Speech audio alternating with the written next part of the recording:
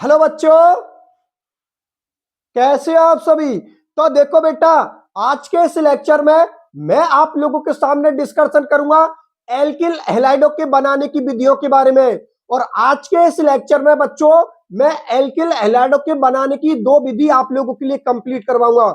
देखो बच्चों, मैं आप लोगों के लिए बता देता हूं, आप लोगों के सिलेबस में एल्किल हैलाइडों के बनाने की 6 विधि हम लोगों के लिए दे रखी है, लेकिन इन 6 विधियों को बच्चों हम लोग टुकड़े में करेंगे, क्योंकि हर विधि आप लोगों के लिए इंपॉर्टेंट है।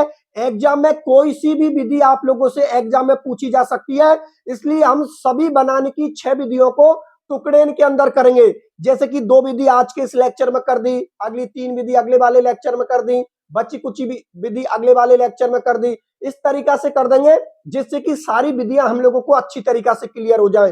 ठीक है बच्चों, तो आज के लेक्चर का हम लोगों का टारगेट क्या है कि एल्किल हैलाइड के बनाने की 2 विधियां हम लोगों को आज के इस लेक्चर में कंप्लीट करनी है, और इतनी शानदार तरीका से कंप्लीट करनी है कि यदि यहां से एग्जाम में क्वेश्चन बने तो हम लोग आसानी से क्वेश्चन को कर सके। ठीक है बच्चों, तो सभी बच्चे मेरे साथ वीडियो में लास्ट तक बने रहना।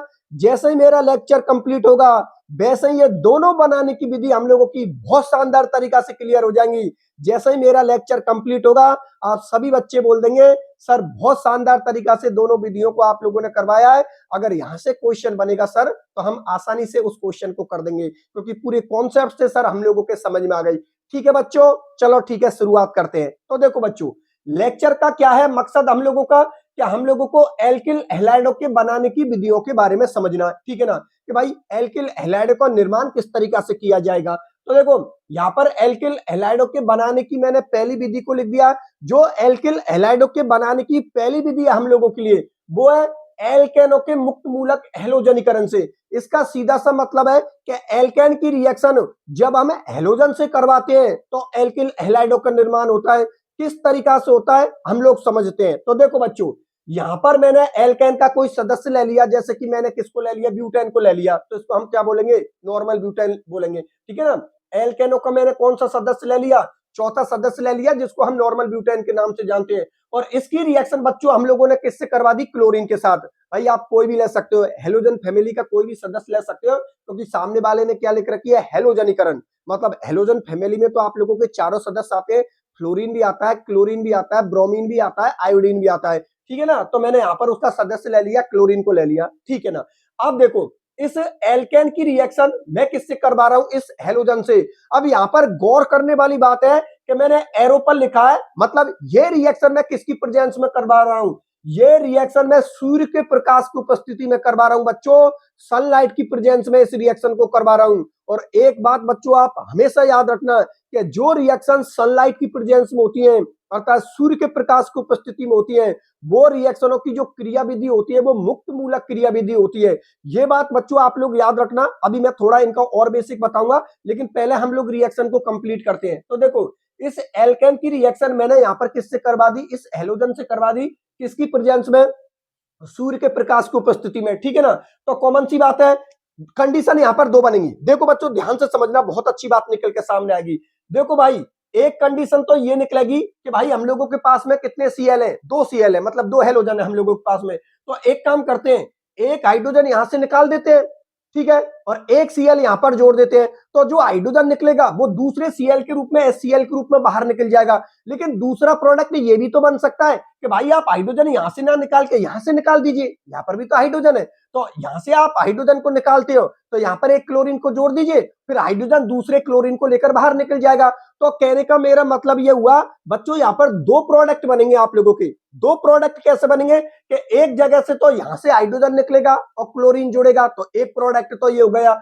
एक यहां से हाइड्रोजन निकलेगा और आप लोगों का क्लोरीन जुड़ेगा, तो दूसरा प्रोडक्ट आप लोगों का ये हो गया। अब देखिए आप लोग, पहला प्रोडक्ट हम लोगों ने क्या बनाया कि मैंने यहां से किसको निकाला है, हाइड्रोजन को निकाला है, और यहां पर मैंने किसको जोड़ दिया, क्लोरीन को जोड़ दिया।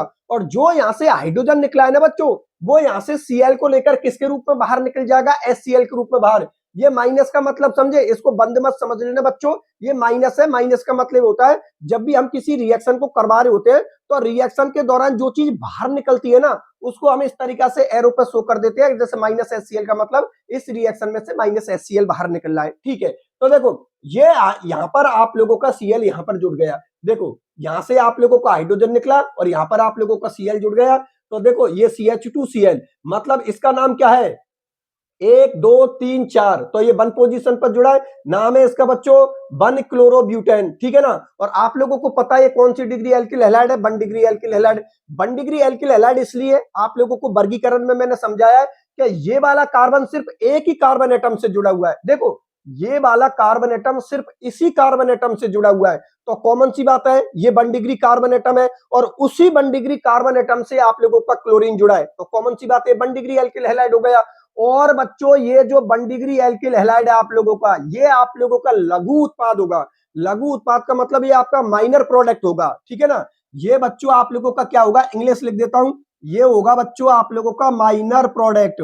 क्या होगा, माइनर प्रोडक्ट हो, जिसको हम हिंदी में क्या बोलते हैं, लघु उत्पाद बोलते हैं। तो आप लोगों का सवाल ये हुआ कि सर ये लघु उत्पाद हुआ तो मुख्य उत्पाद कौन सा हुआ, जो रिएक्शन में मेन ज्यादा मात्रा में। देखो लघु उत्पाद का मतलब जो हम लोगों को उस रिएक्शन में कम मात्रा में मिल रहा है, और जो मेजर प्रोडक्ट होते हैं अर्थात जो मुख्य उत्पाद होते हैं, इसका मतलब रिएक्शन में वो ज्यादा मात्रा में मिल रहा है। तो जो ज्यादा मात्रा में मिल रहा होता है उसको हम मुख्य उत्पाद बोलते हैं, और जो रिएक्शन में कम मात्रा में मिल रहा है उसको हम क्या बोलते हैं, लघु उत्पाद। अब देखिए जो मुख्य उत्पाद होगा अर्थात जो मेजर प्रोडक्ट होगा अर्थात जो मेन प्रोडक्ट होगा, वो बच्चों हम लोगों का क्या होगा, 2 क्लोरोब्यूटेन। ये 2 क्लोरोब्यूटेन का निर्माण इस तरीका से होगा, हाइड्रोजन कहां से निकलेगा आप लोगों का, यहां से, तो एक क्लोरीन तो यहां पर जुड़ जाएगा आप लोगों का, जो मैंने यहां पर ये जोड़ दिया। और जो यहां से हाइड्रोजन है ना, वो यहां से एक क्लोरीन को लेकर किसके रूप में बाहर निकल जाएगा, HCl के रूप में बाहर निकल जाएगा।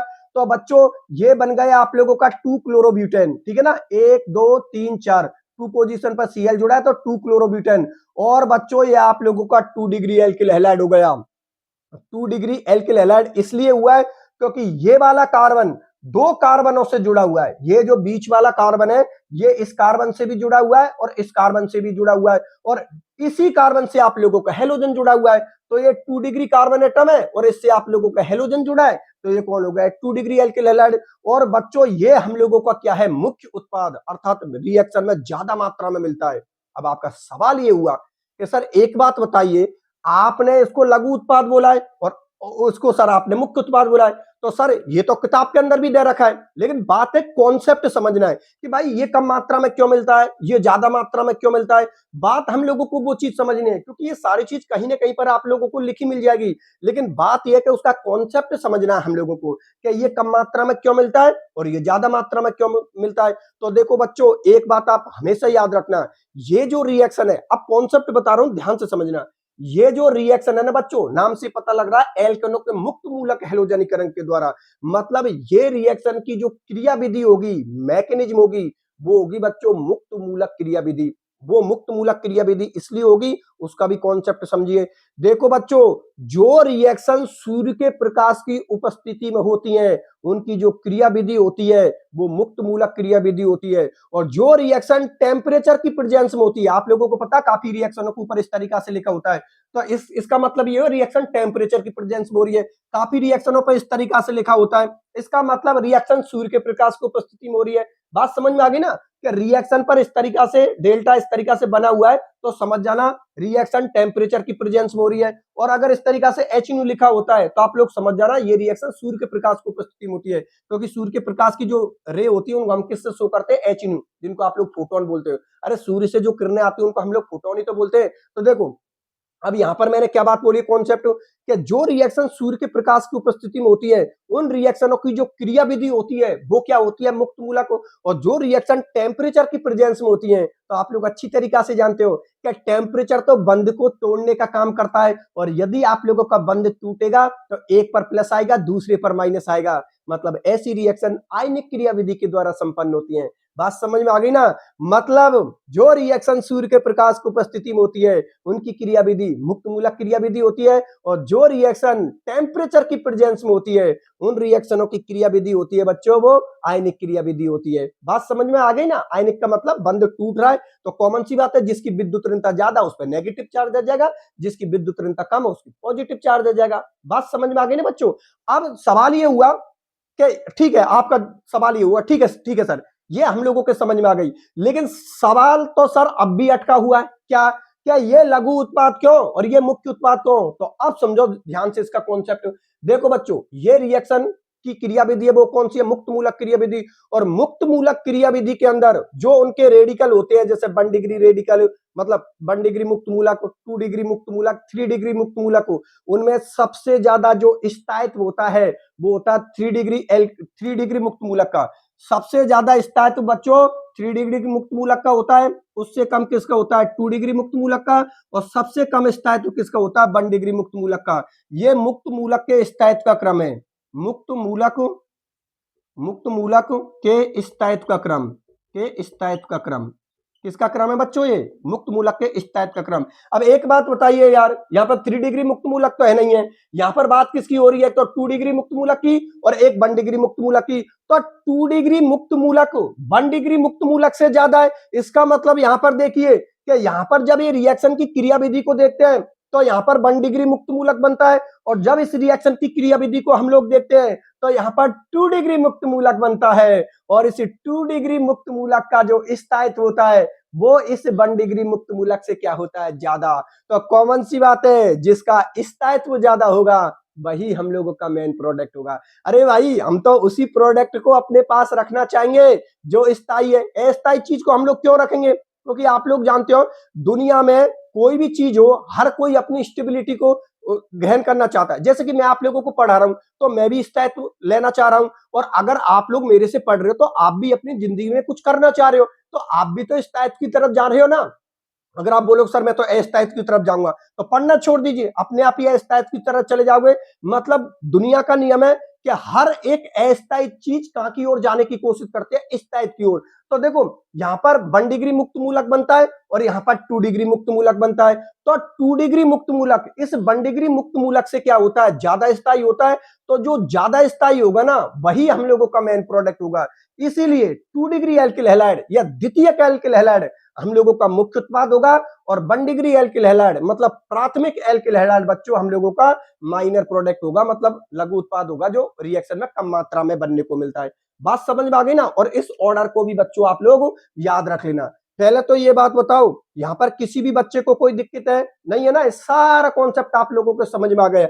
चलो ठीक है, रिएक्शन को याद कर लेना बच्चों, ये सारी चीज आप लोगों की इंपॉर्टेंट है, क्योंकि एग्जामिनर क्वेश्चन कहीं से भी पूछ सकता है आप लोगों से। इसलिए हम लोगों को अपना एक पॉइंट इतना सॉलिड करना है कि एग्जामिनर कहीं से भी हम लोगों से सवाल पूछे बच्चों, हम लोगों को कोई भी फर्क नहीं पड़ना चाहिए। मेरी बात आप लोग समझ में आ गई ना। चलो ठीक है, मैं साइड में हो जाता हूं, आप लोग चाहो तो रिएक्शन की पूरी इसको देख लो, फिर मैं मिटा दूंगा। देख लिया, चाहो तो स्क्रीनशॉट ले लेना, मैं इसको मिटा देता हूं। अब मैं दूसरे बनाने की विधि के बारे में डिस्कशन करता हूं, तो देखो ध्यान से समझना।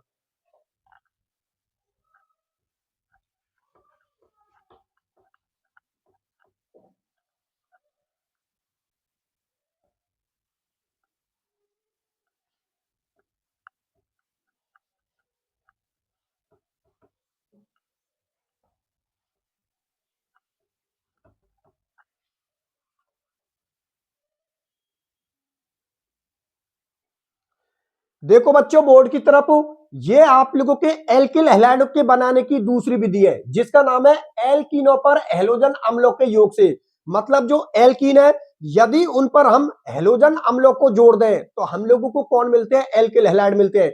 हैलोजन अम्ल कौन हो गए, HX हो गए, जिनको आप लोग HX का मतलब HI हो गया, HBr हो गया, HCl हो गया, HI हो गया, मतलब HI, HBr, HCl, HF, ये सभी बच्चों क्या होते हैं, हैलोजन अम्ल होते हैं। क्योंकि सभी से हैलोजन जुड़ा होता है, और अम्ल इसलिए बोल रहे हैं क्योंकि सभी के सभी H+ निकालते हैं, और आप लोग अच्छी तरीका से जानते हो कि जो H+ निकालते हैं उनको हम लोग क्या बोलते हैं, अम्ल बोलते हैं। अब देखो ध्यान से समझना कि यहाँ पर एल्किल हैलाइडों का निर्माण किस तरीका से होगा। भाई यदि हम एल्कीनों पर हैलोजन अम्लों का योग करवाएं, योग का मतलब उनसे जोड़ है, तो एल्किल हैलाइडों का निर्माण किस तरीका से होगा उसको आप लोग ध्यान से समझना। तो यहाँ पर मैंने कुछ पॉइंट लिखे हैं आप लोगों के, इन्हीं पॉइंटों के बेस पर इन सारे पॉइंटों को मैं आप लोगों के लिए एक्सप्लेन करूंगा। तो देखो बच्चों, सबसे पहले तो हम लैंग्वेज पढ़ते हैं, फिर रिएक्शन को देखते हैं। देखो क्या बोल रहा है कि मार्कोनी-कोप नियम के अनुसार एल्कीनों पर HX की इलेक्ट्रॉन स्नेह योगात्मक अभिक्रिया द्वारा एल्किल हैलाइडों का निर्माण होता है।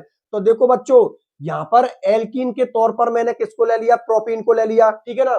एल्कीन के तौर पर मैंने किसको ले लिया, प्रोपीन को ले लिया, और हैलोजन अम्लों के रूप में मैंने किसको ले लिया, HX को ले लिया। अब इस HX की जगह पर ये HI, HBr, HCl, HF कोई भी आप लोगों का जुड़ सकता है। अब देखो ये मैंने किसको ले लिया, एल्कीन को ले लिया, और ये मैंने किसको ले लिया, हेलोजन को ले लिया।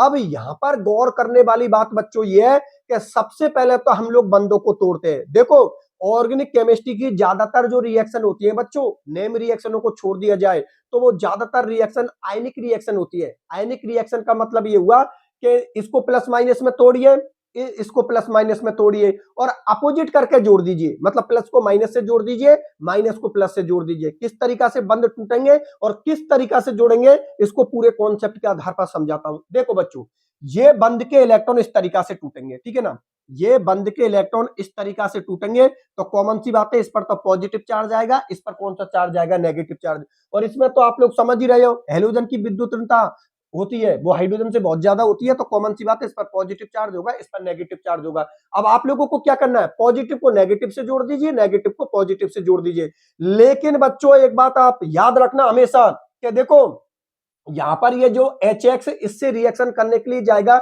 इसको हम लोग क्या बोलते हैं, क्रियाधार बोलते हैं, और इसको हम लोग क्या बोलते हैं, अभिकर्मक। इन दोनों को मिलाकर हम लोग क्या बोलते हैं, क्रियाकारक। अरे भाई क्रियाकारक में भी दो स्टेप होते हैं, जैसे कि आप लोग पता है ये कौन है, ये पूरे के पूरे कौन में आते हैं, क्रियाकारक में, और ये पूरे पूरा किस में आता है, प्रोडक्ट में। लेकिन क्रियाकारक में भी दो स्टेप होते हैं। क्रियाकारक में ये होता है क्रियाधार जिससे रिएक्शन हो रही है, और ये कौन होता है, अभिकर्मक। अभिकर्मक जो क्रियाधार से जुड़ने के लिए जा रहा है, तो ये तो क्रियाधार है, और ये कौन है, अभिकर्मक। तो अभिकर्मक क्रियाधार से जुड़ने के लिए जाता है, ना कि ये क्रियाधार अभिकर्मक से जुड़ने के लिए आ रहा है। ये बच्चों पूरा बेसिक है, आप लोग ध्यान से समझ लेना। इस वाले स्टेप को हम लोग क्या बोलते हैं, क्रियाधार। मतलब जिस पर रिएक्शन हो रही है उसको बोलते हैं क्रियाधार, नाम से पता लग रहा है। और जो रिएक्शन करने के लिए जा रहा है बच्चों, उसको हम लोग क्या बोलते हैं, अभिकर्मक। और ये अभिकर्मक दो प्रकार के होते हैं, खूब नाम सुना होगा आप लोगों ने। अभिकर्मक दो प्रकार के होते हैं, इलेक्ट्रॉन स्नेही अभिकर्मक और नाभिक स्नेही अभिकर्मक। इलेक्ट्रॉन स्नेही अभिकर्मक पर बच्चों पॉजिटिव चार्ज होता है, और नाभिक स्नेही अभिकर्मक पर बच्चों नेगेटिव चार्ज होता है। अब देखो आप लोग ध्यान से समझना, यहां पर पहला अटैक, अब देखो हम लोगों को इससे इस प्लस माइनस से ये प्लस माइनस जोड़ने हैं, तो यहां पर आप लोगों को क्या समझना है कि पहला अटैक जो यहां पर जुड़ने के लिए जाएगा वो कौन करेगा, H+। देखो भाई इस पे प्लस आ रहा है, इस पर माइनस। अगर आप पूरे कॉन्सेप्ट के बेस पे देखो, मार्कोनी-कॉप का नियम इसी बात को एक्सप्लेन करता है। आगे जाके मैं अभी थोड़ी देर के बाद इनको समझाने के बाद मार्कोनी-कॉप और एंटी मार्कोनी-कॉप, मतलब मार्कोनी-कॉप और विपरीत मार्कोनी-कॉप, दोनों नियमों को मैं आप लोगों के लिए समझाऊंगा बहुत बेहतर तरीका से, क्योंकि एग्जाम में क्वेश्चन बच्चों किसी भी तरीका से पूछा जा सकता है। बात समझ में आ गई ना। तो मार्कोनी-कॉप के नियम को अभी मैं आप लोगों के लिए समझाऊंगा। पहले तो आप लोग ये समझिए कि भाई देखो इस पर रिएक्शन होगी किसकी, इसकी। अब आपका सवाल ही हुआ सर पहले रिएक्शन करने H+ जाएगा या X- रिएक्शन पहले करेगा। तो बच्चों उसके लिए कॉन्सेप्ट ये दे रखा है कि मार्कोनी-कॉप नियम के अनुसार एल्कीनों पर जो HX की रिएक्शन होती है वो कौन सी होती है, इलेक्ट्रॉन स्नेह योगात्मक अभिक्रिया। इलेक्ट्रॉन स्नेह योगात्मक अभिक्रिया का मतलब ये हुआ कि क्रियाधार पर पहला अटैक कौन करेगा, इलेक्ट्रोफाइल। इलेक्ट्रोफाइल कौन होते हैं, जिन स्पीशीज पर पॉजिटिव चार्ज होता है वो इलेक्ट्रोफाइल होते हैं, और जिन स्पीशीज पर नेगेटिव चार्ज होता है वो न्यूक्लियोफाइल होते हैं। तो जिस स्पीशीज पर पॉजिटिव चार्ज होगा वो कौन हो गए आप लोगों का, इलेक्ट्रोफाइल, ठीक है ना। तो जब इस क्रियाधार से ये अभिकर्मक रिएक्शन करने के लिए जाता है तो पहला अटैक किसका होता है, इलेक्ट्रोफाइल का होता है। और योगात्मक जो वर्ड यूज कर रखा है वो किसके लिए कर रखा है, एल्कीनों के लिए, क्योंकि आप लोग अच्छी तरीका से जानते हो कि जो एल्कीन होती है और जो एल्काइन होती है, एल्कीन और एल्काइन योगात्मक अभिक्रियाओं को देते हैं, और जो एल्केन होते हैं बच्चों वो प्रतिस्थापन अभिक्रियाओं को देते हैं। इसका मतलब ये निकला कि ये कौन है आप लोगों का, एल्कीन है, ठीक है ना। तो एल्किलिन के लिए कौन सा शब्द यूज हो रहा है, योगात्मक। और यहां पर पहला अटैक किसको होगा, इस इलेक्ट्रोफाइल का होगा। इसीलिए इस प्रकार की अभिक्रियाओं को हम क्या बोलते हैं, इलेक्ट्रॉन स्नेही योगात्मक अभिक्रिया द्वारा किसका निर्माण होगा, एल्किल हैलाइडों का निर्माण होगा। बात समझ में आ गई ना। तो पहले इससे किसको जोड़ोगे आप लोग, हाइड्रोजन को जोड़ोगे। तो हाइड्रोजन को पहले जोड़ोगे तो ये कौन हो जाएगा आप लोगों का, CH3। उसके बाद फिर ये हेलोजन किससे जुड़ेगा बच्चों, इससे। तो यहां पर आप लोगों का हेलोजन जुड़ जाएगा, और इस तरीका से यहां पर 2 हेलो प्रोपेन का निर्माण होगा। पहले तो ये बात बताओ बच्चों आप लोगों के समझ में आ गई। अब ये मार्कोनी-कॉप का नियम क्या है, इसको मैं अभी आप लोगों के लिए समझाऊंगा। पहले तो आप लोग ये बताइए कि पहला अटैक इस प्रोपीन पर, पहला अटैक किसने किया, H+ ने, मतलब इलेक्ट्रोफाइल ने, तो उसके लिए लिख दिया इलेक्ट्रोस्नेही। और फिर उसके बाद दूसरा अटैक किसने किया, हेलोजन ने। कहां पर किया है, इस प्लस से इस माइनस इस प्लस से जुड़ गया तो ये 2 हेलोप्रोपेन बन गया आप लोगों का। और इस प्रकार की जो अभिक्रिया होगी वो कौन सी होगी, इलेक्ट्रॉन ने योगात्मक अभिक्रिया, क्योंकि पहला अटैक इलेक्ट्रोफाइल ने किया है, किस पर किया है, एल्कीन पर। और एल्कीन कौन सी अभिक्रिया को शो करते हैं, योगात्मक अभिक्रिया को शो करते हैं जिनके पास में डबल बॉन्ड या ट्रिपल बॉन्ड प्रेजेंट होता है। और एल्केन प्रतिस्थापन अभिक्रिया को शो करते हैं क्योंकि उनके पास में केवल सिंगल बॉन्ड होता है। बात समझ में आ गई बच्चों, चलो ठीक है। अच्छा ये कौन है, असम्मित एल्कीन। असम्मित एल्कीन का मतलब देखो, ये बच्चों यहां पर ये डबल बॉन्ड है, डबल बॉन्ड के देखो इधर आप लोगों का CH2 ग्रुप है, और कहने का मेरा मतलब यह है डबल बॉन्ड के लेफ्ट और राइट की तरफ जो आप लोगों का एरिया है, यदि वो समान हुआ तो वो सम्मित एल्कीन हो गया, और यदि वो असमान हुआ तो वो कौन हो गए, असम्मित एल्कीन। जैसे कि मैं यहां पर आप लोगों के लिए लिख दूं CH2 डबल बॉन्ड CH2, जैसे मैंने यहां पर लिख दिया CH2 डबल बॉन्ड CH2, तो ये सम्मित एल्कीन हो गया। सम्मित एल्कीन का मतलब इस डबल बॉन्ड के इधर कौन जुड़ा है, CH2, और इस डबल बॉन्ड के इधर भी कौन जुड़ा है, CH2। तो डबल बॉन्ड के लेफ्ट और राइट की तरफ यदि वातावरण समान है, मतलब सेम ग्रुप जुड़े हैं, तो वो कौन होते हैं, सम्मित एल्कीन। कौन होते हैं बच्चों, सम्मित एल्कीन। और यदि डबल बॉन्ड से जुड़े दोनों ग्रुप अलग अलग हैं तो वो कौन हो गया, असम्मित एल्कीन। देखो इस डबल बॉन्ड से इधर तो कुछ भी नहीं है भाई, इससे ये दोनों जुड़े हैं तो इधर तो कुछ भी नहीं है, लेकिन इससे यहां पर CH3 जुड़ा है, तो ये सम्मित एल्कीन कैसे हुआ। सम्मित एल्कीनों में तो दोनों समान समूह जुड़े होते हैं, तो इसका मतलब ये कौन हो गया, असम्मित एल्कीन हो गया। और इस असम्मित एल्कीन पर रिएक्शन HX की हुई थी तो हम लोगों को 2 हेलोप्रोपेन का निर्माण हुआ था, जो कि किसका सदस्य होता है, एल्किल हैलाइडों का सदस्य होता है। बात समझ में आ गई, चलो ठीक है, बहुत अच्छी बात है। अब देखो, अब इस HX की क्रियाशीलता के क्रम को देखते हैं। अरे भाई HX के अंदर तो चारों आते हैं, HI भी आता है, HBr भी आता है, HCl भी आता है और HF भी आता है, तो अब क्रियाशीलता का क्रम भी देखना पड़ेगा भाई, ज्यादा क्रियाशीलता किसकी है। तो बच्चों HX की क्रियाशीलता का जो क्रम होता है उसमें सबसे ज्यादा क्रियाशीलता किसकी होती है, HI की होती है, उससे कम HBr की होती है, उससे कम HCl की होती है, और सबसे कम क्रियाशीलता बच्चों HF की होती है। ये क्रियाशीलता का क्रम भी आपको याद रखना है, HI, HBr, HCl, HF, ये क्रियाशीलता का घटता हुआ क्रम है, किसका, HX का। बात समझ में आ गई, चलो ठीक है, बहुत अच्छी बात है। अच्छा ये रिएक्शन किसकी प्रेजेंस में हुई है, टेम्परेचर की प्रेजेंस में हुई है। टेम्परेचर की प्रेजेंस में हुई है तो कॉमन सी बात है ये आयनिक अभिक्रिया होगी। लेकिन यदि मैं कंडीशन को चेंज कर दूं, यदि इसी रिएक्शन को मैं टेम्परेचर की उपस्थिति में ना करवा के सूर्य के प्रकाश की उपस्थिति में करवा दूं या परऑक्साइड की उपस्थिति में करवा दूं, तो बच्चों फिर हम लोगों को जो प्रोडक्ट मिलेगा वो विपरीत मार्कोनिकोव नियम के अनुसार मिलेगा, जिसको हम परऑक्साइड इफेक्ट्स या खराश इफेक्ट भी कहते हैं। क्या होता है अभी मैं आप लोगों के लिए तीसरे पॉइंट में एक्सप्लेन करूंगा, लेकिन एक बार फिर से मैं आप लोगों के लिए बता देता हूं। देखो मैं ये बोल रहा हूं आप लोगों से कि यहां पर ये जो प्रोडक्ट मिला है वो मार्कोनिकोव नियम के अनुसार मिला है। क्यों, क्योंकि ये रिएक्शन टेम्परेचर की प्रेजेंस में हो रही है। लेकिन इसी सेम रिएक्शन को यदि मैं सूर्य के प्रकाश की उपस्थिति में करवा दूं या परऑक्साइड की उपस्थिति में करवा दूं, तो फिर बच्चों जो आपका प्रोडक्ट मिलेगा वो विपरीत मार्कोनिकोव नियम के अनुसार मिलेगा। ये प्रोडक्ट तो किसके अनुसार मिला है आप लोगों का, मार्कोनिकोव नियम के अनुसार। लेकिन यदि इसी रिएक्शन को परऑक्साइड या सूर्य के प्रकाश की उपस्थिति में करवा दूं तो ये नियम जस्ट उल्टा हो जाएगा, और उसको बोलते हैं विपरीत मार्कोनिकोव का नियम या peroxide effect. That is very very very very very important, क्योंकि एग्जाम में ऐसी चीजें आप लोगों से पूछी जाती हैं। इसलिए भाई इस वाली रिएक्शन को आप लोग इंपॉर्टेंट कर देना। एक दो रिएक्शन और है जो इंपॉर्टेंट है, जो एग्जाम में आप लोगों से पूछी जा सकती है। मार्कोनिकोव का नियम, विपरीत मार्कोनिकोव का नियम, ये परऑक्साइड इफेक्ट, ये सभी बहुत इंपॉर्टेंट टॉपिक है, क्योंकि लास्ट ईयर के आप एग्जाम पेपरों को देख लीजिए, वहां पर कहीं न कहीं पर इनके सवाल आए हैं आप लोगों के लिए। ठीक है ना, तो पहला पॉइंट एक्सप्लेन कर दिया, दूसरा कर दिया। अब मैं तीसरे पॉइंट को एक्सप्लेन कर देता हूं। उसमें बता देता हूं कि परऑक्साइड की उपस्थिति में कौन सा प्रोडक्ट मिलेगा। इसमें तो कौन सा मिला है, 2 डिग्री प्रोडक्ट। ठीक है ना, ये कौन सी डिग्री प्रोडक्ट है, 2 डिग्री प्रोडक्ट है, मतलब 2 डिग्री एल्किल हैलाइड मिला है। अब देखते हैं परऑक्साइड की उपस्थिति में कौन सा प्रोडक्ट मिलता है। तो देखो आप,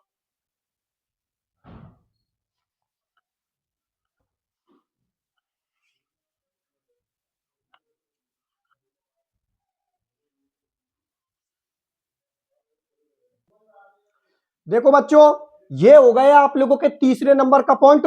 और इस तीसरे नंबर के पॉइंट में हम लोग समझते हैं कि यदि इस रिएक्शन को हम सूर्य के प्रकाश की उपस्थिति में या परऑक्साइड की उपस्थिति में करवाएं तो हम लोगों को कौन सी डिग्री प्रोडक्ट प्राप्त होता है। क्योंकि मार्कोनिकोव के अनुसार हम लोगों को जो प्रोडक्ट मिलता है वो 2 डिग्री प्रोडक्ट मिलता है। लेकिन पेरोक्साइड की उपस्थिति में हम लोगों को कौन सा डिग्री प्रोडक्ट मिलता है?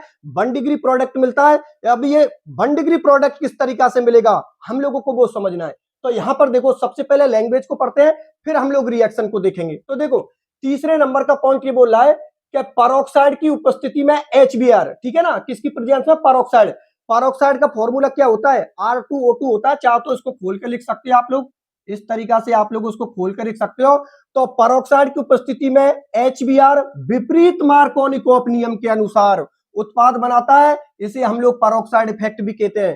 पेरोक्साइड इफेक्ट इसलिए बोलते हैं बच्चों, क्योंकि ये रिएक्शन किसकी प्रेजेंस में हो रही है? पेरोक्साइड की प्रेजेंस में हो रही है। और इस रिएक्शन की जो क्रिया विधि होगी बच्चों, वो मुक्त मूलक क्रिया विधि होगी। बात समझ में आ गई ना? चलो ठीक है, रिएक्शन को देखते हैं। तो देखो, रिएक्शन वही है। यहां पर मैंने किसको ले लिया? प्रोपीन को ले लिया। और प्रोपीन कौन सा एल्कीन होता है आप लोगों का? असम्मित एल्कीन होता है। इस पर रिएक्शन मैंने किसकी करवा दी? HBr की। तो जब आप लोग प्रोपीन की रिएक्शन HBr से करवाओगे पेरोक्साइड की उपस्थिति में या R2O2 की प्रेजेंस में, सूर्य के प्रकाश की उपस्थिति में, तो बच्चों ये जो आप लोगों का Br है, ये Br आप लोगों का यहां पर जुड़ेगा और हाइड्रोजन आप लोगों का यहां पर जुड़ेगा। और जो प्रोडक्ट मिलेगा वो कौन सी डिग्री प्रोडक्ट मिलेगा? 1 डिग्री प्रोडक्ट। क्योंकि आप लोगों का ये Br किस कार्बन से जुड़ा है? इस कार्बन से जुड़ा हुआ है, ठीक है ना, इस कार्बन से जुड़ा हुआ है। और ये कार्बन सिर्फ एक ही कार्बन से जुड़ा हुआ है। इसका मतलब हम लोगों को कौन सी डिग्री प्रोडक्ट मिला है? 1 डिग्री प्रोडक्ट मिला है, जिसका नाम कौन है? 1 ब्रोमोप्रोपेन। और ये जो प्रोडक्ट है बच्चों, ये विपरीत मार्कोनिकॉफ नियम के अनुसार मिला है। मैं लिख देता हूं, विपरीत मार्कोनिकॉफ प्रोडक्ट। विपरीत विपरीत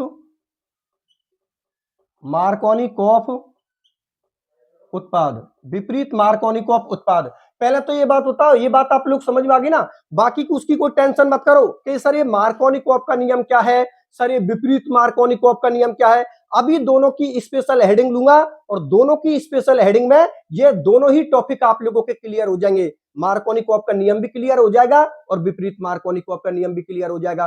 पहले तो ये बताओ, ये बात आप लोग समझ में आ गई ना कि मार्कोनिकॉफ नियम के अनुसार हम लोगों को जो प्रोडक्ट मिलता है वो 2 डिग्री प्रोडक्ट मिलता है। और उसकी जो क्रिया विधि होती है वो आयनिक क्रिया विधि होती है, जिनमें हमारी इलेक्ट्रॉन स्नेही योगात्मक अभिक्रिया होती है। पहला अटैक कौन करता है? इलेक्ट्रोफाइल करता है। चलो ठीक है। और जो हम लोगों की पेरोक्साइड की प्रेजेंस में सूर्य के प्रकाश की उपस्थिति में जो रिएक्शन होती है, उनसे हम लोगों को 1 डिग्री प्रोडक्ट मिलता है। 1 डिग्री प्रोडक्ट का मतलब विपरीत मार्कोनिकॉफ नियम के अनुसार हम लोगों को प्रोडक्ट मिलता है। बात समझ में आ गई ना? जिसको हम क्या बोल सकते हैं? पेरोक्साइड प्रभाव भी बोल सकते हैं, या फिर उसको हम विपरीत मार्कोनिकॉफ नियम भी बोल सकते हैं। बात समझ में आ गई? चलो ठीक है। अब देखो, ध्यान से समझने वाली बात यह है कि अब मुझे आप लोगों के लिए समझाना है कि ये मार्कोनिकॉफ का नियम क्या है और ये विपरीत मार्कोनिकॉफ का नियम क्या है। इन दोनों नियमों को बच्चों मैं आप लोगों के लिए एक्सप्लेन कर देता हूं, क्योंकि मार्कोनिकॉफ का नियम और विपरीत मार्कोनिकॉफ का नियम, ये दोनों ही नियम एग्जाम की दृष्टि से बहुत इंपॉर्टेंट टॉपिक हैं। तो देख लो बोर्ड की तरफ, दोनों नियमों को एक्सप्लेन कर देता हूं आप लोगों के लिए। तो देखो बोर्ड की तरफ,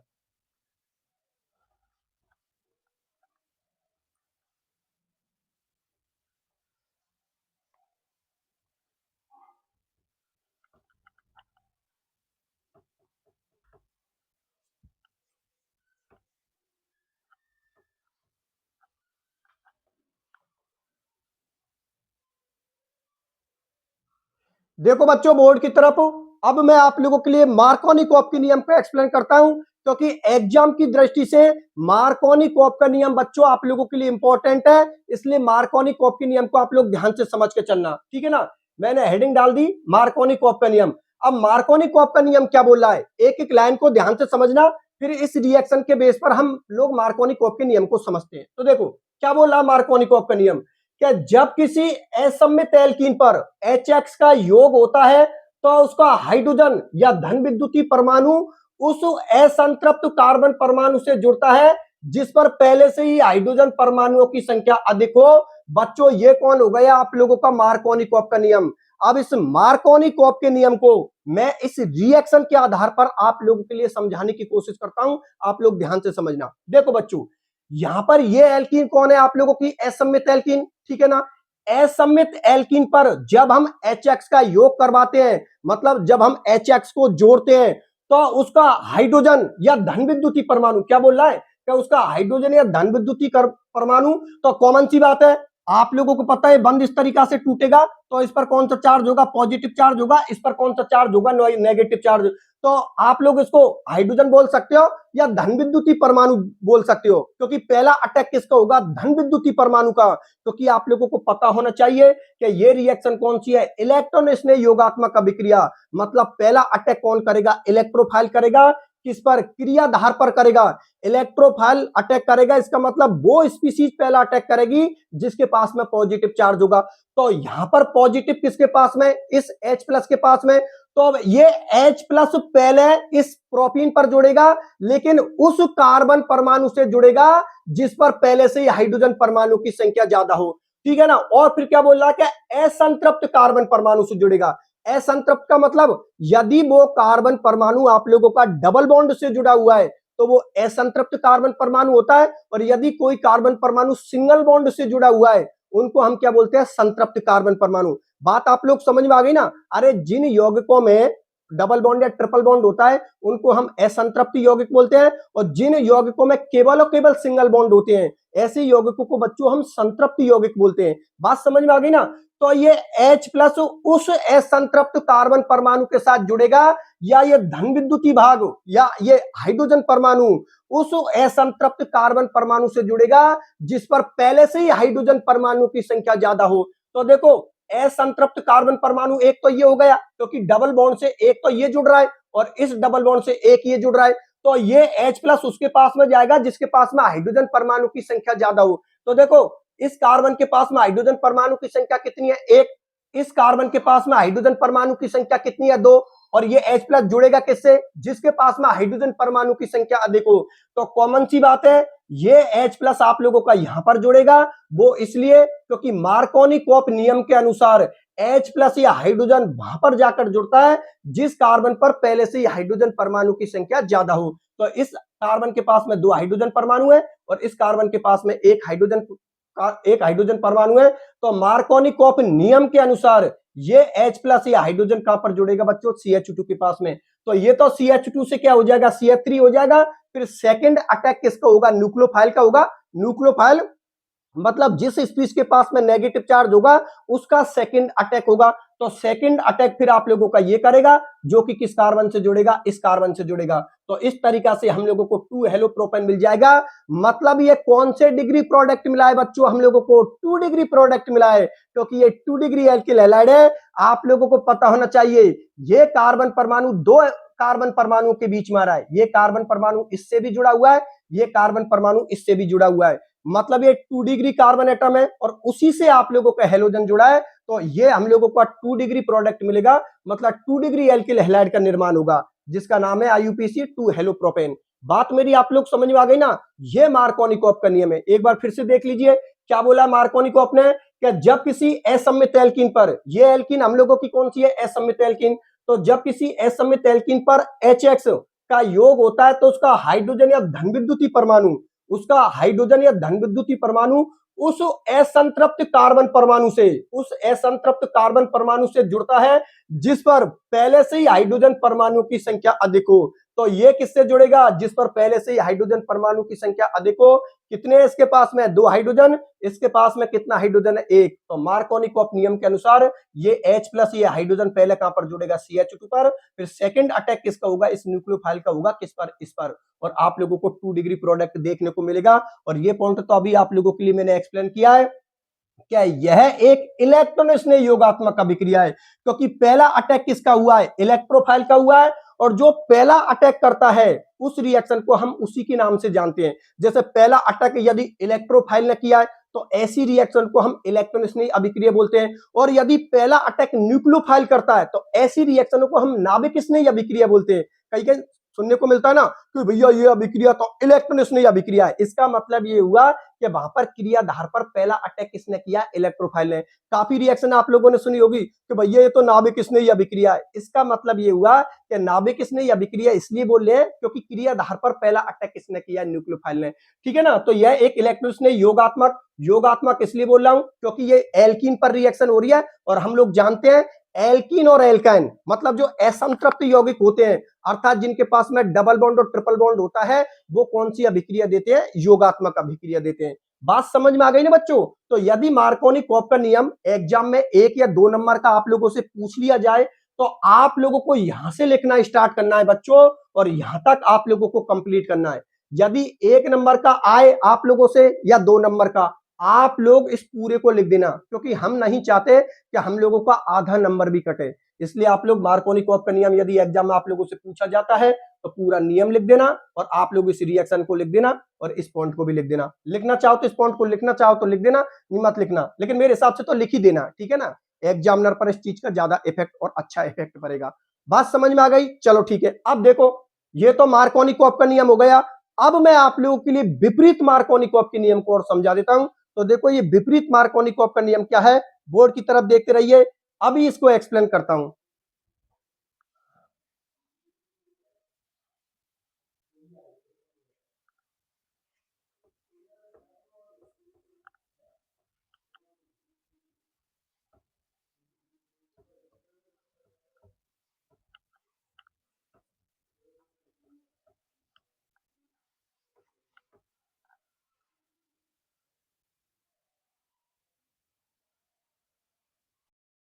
तो देखो बच्चों, अब हम लोग विपरीत मार्कोनी-कॉप के नियम को समझते हैं कि ये विपरीत मार्कोनी-कॉप का नियम क्या है। इस विपरीत मार्कोनी-कॉप के नियम को बच्चों हम लोग परोक्साइड प्रभाव भी बोलते हैं, और इसको हम खरास प्रभाव भी बोलते हैं। एग्जाम में क्वेश्चन किसी भी नाम से आ सकता है। एग्जाम में क्वेश्चन बच्चों आप लोगों से विपरीत मार्कोनी-कॉप नाम से भी आ सकता है, परोक्साइड प्रभाव नाम से भी आ सकता है, और खरास प्रभाव नाम से भी एग्जाम में बच्चों आप लोगों से क्वेश्चन पूछा जा सकता है। ठीक है, मेरी बात आप लोग समझ में आ गई ना? तो चलो ठीक है, अब मैं आप लोगों के लिए विपरीत मार्कोनी-कॉप के नियम को समझा देता हूं। तो देखो बच्चों, उसके नाम से ही क्लियर हो रहा है। विपरीत मार्कोनी-कॉप का नियम मतलब जो मार्कोनी-कॉप का जो प्रोडक्ट बना, अगर वो प्रोडक्ट मार्कोनी-कॉप नियम के विपरीत बन रहा है, उल्टा बन रहा है, तो वो कौन हो जाएगा आप लोगों का विपरीत मार्कोनी-कॉप का नियम। मार्कोनी-कॉप नियम के अनुसार हम लोगों को कौन से डिग्री प्रोडक्ट मिला? 2 डिग्री प्रोडक्ट। और विपरीत मार्कोनी-कॉप नियम के अनुसार हम लोगों को 1 डिग्री प्रोडक्ट मिलेगा। अरे भाई, मार्कोनी-कॉप नियम के अनुसार हम लोगों को 2 डिग्री प्रोडक्ट मिला, लेकिन मार्कोनी-कॉप नियम का उल्टा कौन हो गया? विपरीत मार्कोनी-कॉप का नियम। तो विपरीत मार्कोनी-कॉप नियम के अनुसार हम लोगों को 1 डिग्री प्रोडक्ट मिलेगा। किस तरीका से मिलेगा, उसके नियम को समझते हैं हम लोग। तो देखो, मार्कोनी-कॉप नियम का उल्टे शब्दों में बोल रहा है। क्या बोल रहा है, ध्यान से समझना। विपरीत मार्कोनी-कॉप का नियम यह बोल रहा है बच्चों कि जब किसी असममित एल्कीन पर परोक्साइड की उपस्थिति में, देखो ये रिएक्शन या तो परोक्साइड की उपस्थिति में होती है या सूर्य के प्रकाश की उपस्थिति में होती है। तो कोई भी रिएक्शन यदि परोक्साइड की उपस्थिति में हो रही है या सूर्य के प्रकाश की उपस्थिति में हो रही है, तो बच्चों आप लोग यहां पर यह समझ जाना कि वो जो प्रोडक्ट बनाएगा वो विपरीत मार्कोनी-कॉप नियम के अनुसार बनाएगा, एंटी मार्कोनी-कॉप नियम के अनुसार अपना प्रोडक्ट बनाएगा। ठीक है ना? तो देखो, जब किसी असममित एल्कीन पर परोक्साइड की उपस्थिति में, किसकी उपस्थिति में? परोक्साइड की उपस्थिति में HBr का योग करवाते हैं, तो उसका हाइड्रोजन परमाणु उस असंतृप्त कार्बन परमाणु से जुड़ता है जिस पर पहले से ही हाइड्रोजन परमाणु की संख्या क्या हो बच्चों? कम। मतलब जब असममित एल्कीन पर इस परोक्साइड की उपस्थिति में आप लोग HBr का योग करवाते हो, तो ये हाइड्रोजन परमाणु उस कार्बन परमाणु से जुड़ता है जिस पर पहले से ही हाइड्रोजन परमाणु की संख्या क्या हो? कम। तो कॉमन सी बात है, इस डबल बॉन्ड से एक तो कौन जुड़ा है? CH जुड़ा है, और इस डबल बॉन्ड से एक कौन जुड़ा है? CH2। तो ये CH भी असंतृप्त हुआ क्योंकि डबल बॉन्ड से जुड़ा हुआ है, और ये CH2 भी असंतृप्त हुआ। असंतृप्त का मतलब कोई भी डबल बॉन्ड से, कोई भी कार्बन यदि डबल बॉन्ड से या ट्रिपल बॉन्ड से जुड़ा हुआ है, तो वो कार्बन कौन होगा आप लोगों का? असंतृप्त कार्बन। तो देखो, ये कार्बन इस डबल बॉन्ड से जुड़ा है, मतलब ये भी असंतृप्त कार्बन है। ये कार्बन इस डबल बॉन्ड से जुड़ा है, तो ये कार्बन भी असंतृप्त कार्बन है। और विपरीत मार्कोनी-कॉप का नियम क्या बोल रहा है कि असममित एल्कीन पर जब परोक्साइड की उपस्थिति में हम HBr का योग करवाते हैं, तो ये हाइड्रोजन परमाणु उस असंतृप्त कार्बन परमाणु से जुड़ता है जिस पर पहले से ही हाइड्रोजन परमाणु की संख्या क्या हो? कम। तो ये हाइड्रोजन तो बच्चों आप लोगों का कहां पर जुड़ेगा? यहां पर। और ये Br बच्चों आप लोगों का कहां पर जुड़ेगा? यहां पर। और जो हम लोगों को प्रोडक्ट मिलेगा वो 1 डिग्री प्रोडक्ट मिलेगा। देखो, ये हाइड्रोजन तो कहां पर जुड़ गया आप लोगों का, यहाँ पर, तो ये कौन हो गया CH2, और ये Br बच्चों आप लोगों को कहां पर जुड़ गया, यहाँ पर। चाहो तो आप लोग इसको इस तरीका से भी लिख सकते हो, एक ही बात है, ठीक है ना। चाहो तो आप लोग इसको इस तरीका से भी लिख सकते हो। तो इसका नाम क्या है, 1 ब्रोमोप्रोपेन, इसका नाम क्या है, 1 ब्रोमोप्रोपेन। और बच्चों ये 1 डिग्री प्रोडक्ट है। 1 डिग्री प्रोडक्ट इसलिए क्योंकि जिस कार्बन से ये हेलोजन परमाणु जुड़ा है वो 1 डिग्री कार्बन है, और उसी 1 डिग्री कार्बन से आप लोगों का हेलोजन जुड़ा है, तो हम लोगों को 1 डिग्री प्रोडक्ट मिलेगा। क्योंकि बनाने की विधि किसकी चल रही है, एल्किल हैलाइडों की। बात समझ में आ गई ना, ये बनाने की विधि किसकी चल रही है, एल्किल हैलाइडों की। तो 1 डिग्री एल्किल हैलाइड प्रोडक्ट मिलेगा। ये प्रोडक्ट बच्चों विपरीत मार्कोनिकॉफ नियम के अनुसार मिलेगा। तो देखो आप लोगों के पास जगह नहीं है, मतलब आप लोगों को शायद दिखाई नहीं दे रहा होगा, लेकिन मैं यहां पर लिख देता हूं, विपरीत मार्कोनिकॉफ नियम के अनुसार उत्पाद, विपरीत मार्कोनिकॉफ प्रोडक्ट, ऐसे लिख देता हूं, विपरीत मार्कोनिकॉफ, विपरीत मार्कोनिकॉफ उत्पाद, ठीक है ना। विपरीत मार्कोनिकॉफ प्रोडक्ट है आप लोगों का कौन, 1 ब्रोमोप्रोपेन या 1 डिग्री प्रोपेन। तो क्या बात समझ में आई है आप लोगों की, यहां पर आप लोगों के ये बात समझ में आई है कि मार्कोनिकॉफ नियम के अनुसार जो हम लोगों को प्रोडक्ट मिलता है वो हम लोगों को 2 डिग्री प्रोडक्ट मिलता है, और विपरीत मार्कोनिकॉफ के नियम के अनुसार या परोक्साइड प्रभाव के अनुसार या खराश प्रभाव के अनुसार जो हम लोगों को प्रोडक्ट मिलता है बच्चों वो 1 डिग्री प्रोडक्ट मिलता है, क्योंकि मार्कोनिकॉफ नियम के विपरीत प्रोडक्ट मिलता है। मार्कोनिकॉफ नियम के अनुसार 2 डिग्री प्रोडक्ट मिलता है, और उसके विपरीत मार्कोनिकॉफ मतलब विपरीत जो प्रोडक्ट मिलेगा वो कौन सा होगा, 1 डिग्री प्रोडक्ट, जो कि हम लोगों को किससे मिलेगा, विपरीत मार्कोनिकॉफ के नियम के अनुसार। और ये रिएक्शन किसकी प्रेजेंस में होती है, पेरोक्साइड की प्रेजेंस में होती है। इसीलिए इन रिएक्शन को हम क्या बोलते हैं, पेरोक्साइड प्रभाव या खराश प्रभाव। बात आप लोगों को समझ में आ गई ना। तो यदि एग्जाम में आप लोगों से विपरीत मार्कोनिकॉफ का नियम पूछे बच्चों 1 या 2 नंबर में, तो यहां से लिखना स्टार्ट करना आप लोग, और यहां पर लिखना, सारी चीजें लिख देना, जिससे कि एग्जामिनर आप लोगों का नंबर ही ना काट सके। आप लोगों को बच्चों बटेन में से बटे नंबर लेके आने हैं। केमिस्ट्री में आप लोगों को 100 में से 100 नंबर लानी है। आप लोग विश्वास कीजिए, क्योंकि तुम्हारे साथ राम सर है, टेंशन लेने की कोई जरूरत नहीं है। सारी चीजों को इतने बेसिक से और इतनी बेहतरीन तरीका से करवा रहा हूं, और जो नोट्स बनाकर तैयार किए हैं वो और भी ज्यादा बेहतरीन है। बच्चों पूरा मैटर जो मैं आप लोगों के लिए पढ़ा रहा हूं, करा रहा हूं, वो किस में से करवा रहा हूं, 100 में से 100 नंबर आने चाहिए बच्चों। उसी के हिसाब से मैंने आप लोगों के नोट्स बनाकर तैयार किया है, और उसी हिसाब से बच्चों मैंने आप लोगों के लिए सारे लेक्चर बनाकर मैं तैयार कर रहा हूं। सारे लेक्चरों को मैं आप लोगों के लिए ले रहा हूं, ठीक है ना। मैं बार बार हर वीडियो में आप लोगों से बोल रहा हूं कि मेरे वाले नोट्स प्रत्येक बच्चे के पास में होने चाहिए, और नोट्स बच्चों आप लोगों को मेरे ऐप पर मिलेंगे। मेरे ऐप का नाम है राम चतुर्वेदी एकेडमी। जब आप प्ले स्टोर पर जाओगे, वहां पर राम चतुर्वेदी एकेडमी सर्च करोगे, तो वहां पर आप लोगों को मेरा ऐप शो हो जाएगा। ऐप की पहचान ये है कि जो ऐप का लोगो है ना बच्चों, वहां पर मेरा फोटो लगा हुआ है, और मेरे फोटो से आप लोग पहचान जाओगे कि ये सर का ही ऐप है। मैंने दोनों मीडियम के नोट्स डाल रखे हैं, हिंदी मीडियम वाले बच्चों को हिंदी मीडियम के नोट्स डाल रखे हैं, और इंग्लिश मीडियम वाले बच्चों को इंग्लिश मीडियम के नोट्स डाल रखे हैं, ठीक है बच्चों। तो आप लोग आराम से उन नोट्सों को डाउनलोड कर लेना। और यदि आप लोगों का कोई डाउट होता है या मेरे से आप लोगों को कुछ पूछना है बच्चों, तो आप लोग कमेंट सेक्शन में लिख देना। और आज की मेरी क्लास आप लोगों को कैसी लगी, ये भी बच्चों आप लोग कमेंट सेक्शन में मुझे लिख के बता देना, जिससे कि मैं और ज्यादा मोटिवेट हूं, और भी आप लोगों की क्लासों में पूरी जान लगा दूं मैं आप लोगों के लिए, ठीक है ना। तो आज की क्लास मेरी आप लोगों को कैसी लगी वो भी आप लोग कमेंट सेक्शन में लिख देना, ठीक है बच्चों। फिर आज के लेक्चर को मैं यहीं तक रखता हूं, मिलता हूं फिर अगले लेक्चर में, तब तक के लिए बाय बाय।